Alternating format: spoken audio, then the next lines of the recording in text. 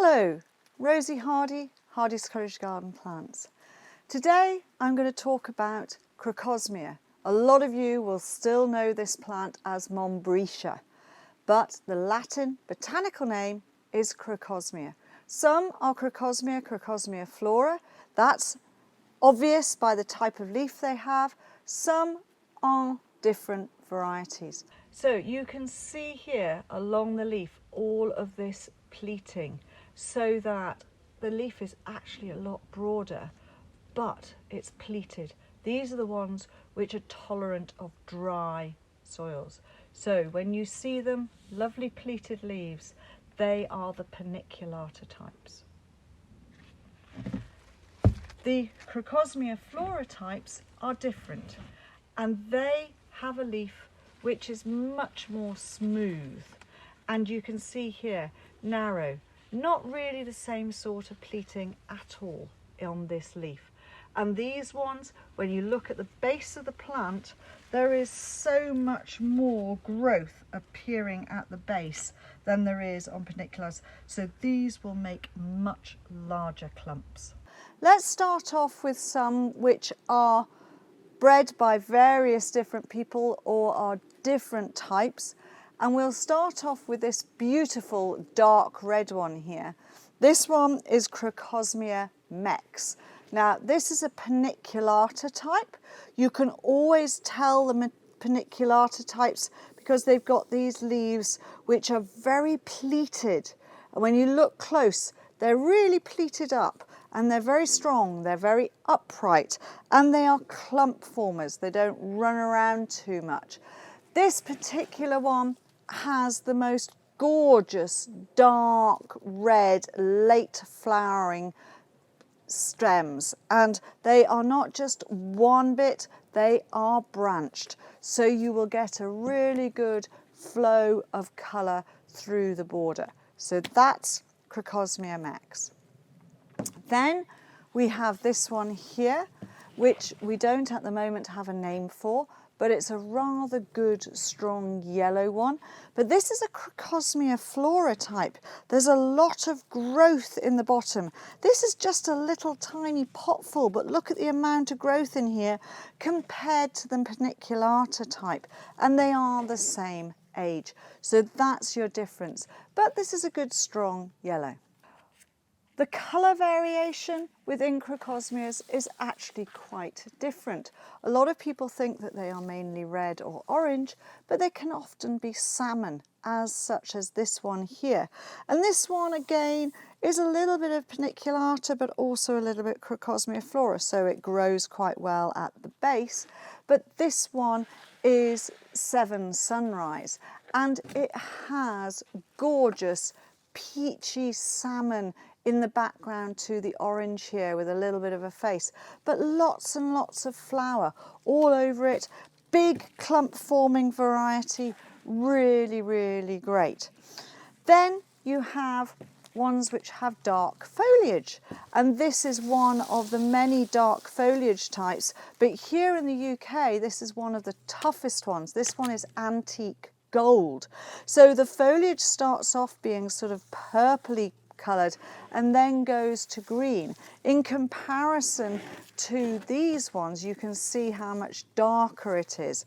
But you can see the amount of growth in this one.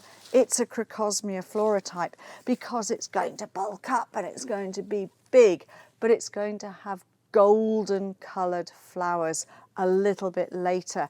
Those flowers are just starting to bud up in these stems here, and it's going to be 3 to 4 weeks later than the other forms that I've actually shown you already, but a big form.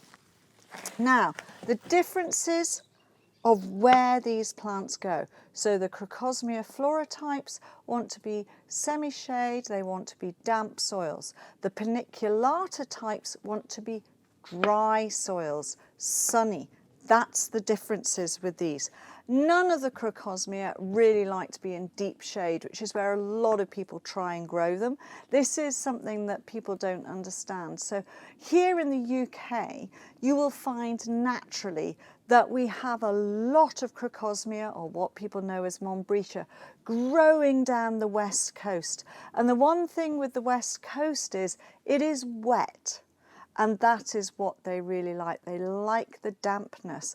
And a lot of people think that Crocosmia are happy and dry. They aren't. They want to have moisture, especially if they are the Crocosmiiflora types.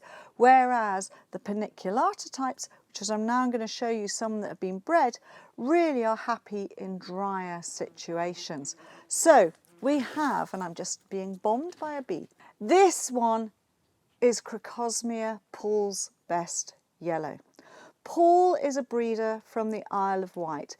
Paul Lewis has bred a lot of Crocosmia, and he uses the Paniculata type, so therefore the ones with the folded leaves, a lot because the situation on the Isle of Wight is less rainfall and quite sunny.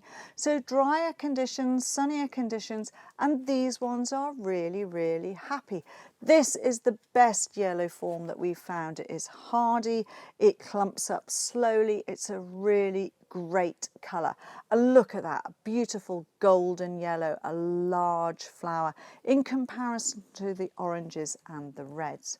He then went on to breed one or two other ones, and the ones which are really, really great are his Firestarter series. And this is one of the Firestarter series, and you can really see the pleating on the leaves here. Upright forms, really, really solid, not bulking up too fast.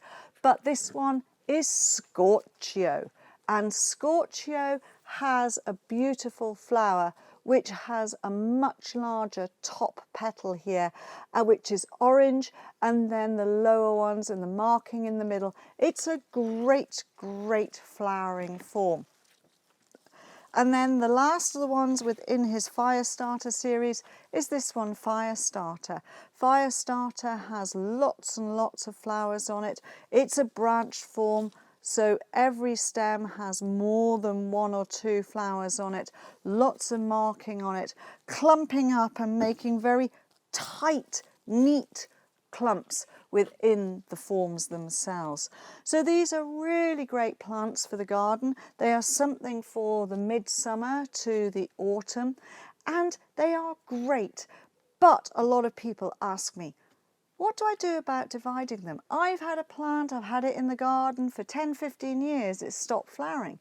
Well, the question is, have you split it? Most people go, oh no, I've never split it. Well, the poor plant is starved. If you haven't lifted it and split it, rejuvenated it, given it some food, then it's not going to survive. You know, a happy plant is a fed plant. A happy plant is a plant that's looked after, not something that, oh, they work anywhere. Yes, they'll grow, but they won't flourish. They'll just keep on surviving. So do remember, every 4 years, lift your Crocosmias and split them. But do not do it in the autumn, do it in the spring. And in the spring, when you see the young growths coming up like this, that is when you split your Crocosmias. Thank you very much for watching. I hope you've enjoyed this, and please do subscribe to the channel.